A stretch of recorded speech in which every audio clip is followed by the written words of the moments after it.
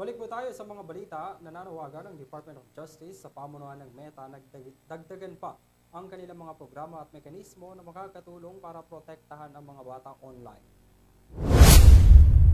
Ayon kay DOJ Assistant Secretary Miko Clavano, makikipag-ugnayan sila sa Meta para mas mapalawak pa ang kanilang kampanya hinggil sa proteksyon ng mga kabataan na nasa online.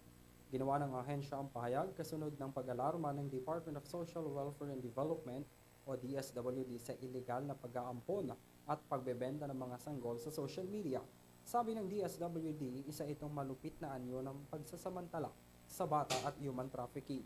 Matatanda ang may 15 aresto ng mga otoridad o matatanda ang May 15 nang arestuhin ng mga otoridad ang isang babae at ang kanyang broker sa isang entrapment operation sa Dasmariñas City, Cavite dahil sa pagtatangkang ibenta ang sanggol ng babae sa halagang 90,000 pesos.